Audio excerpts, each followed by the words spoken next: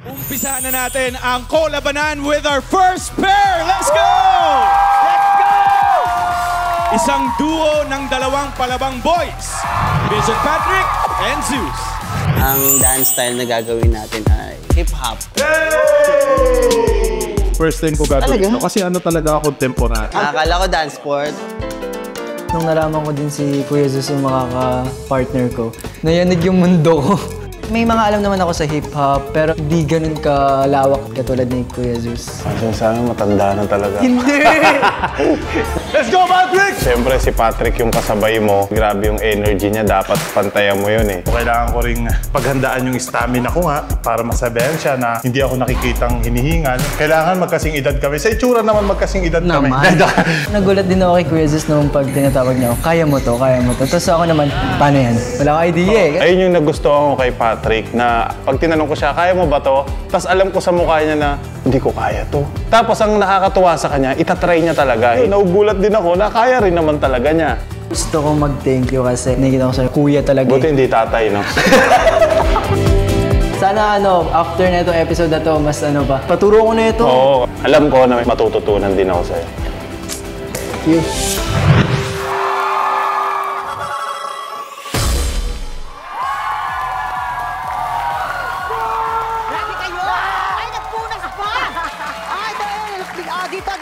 Parang napupunan na siguro pag lumalapit sila sa Dance Authority table, nalalapit silang manalo eh, no? Hindi ganun yun, guys, ha? Hindi ganun yung paglapit, ha? Joke lang. So, ano masasabi ng ating Dance Authority sa first performance natin from Vision Patrick and Zeus? Zeus ko po, Zeus ko po, Patrick! Pinagsama ko na yung dalawa.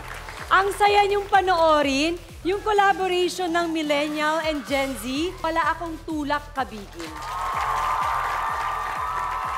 Napantayan ni Patrick yung angas ni Zeus. Mas gwapo siya pag maangas siya. Diba? Pero syempre, with Zeus naman, it's given. Yung sa ginawa niyong dalawa, plus pogi points yan sa lahat ng nanonood ngayon. Ganun ba talaga pag nako-compliment, biglang... Liliit yung mata. Try ko sa'yo, Alden, ang gwapo mo ngayon. Lumiliit yung mata.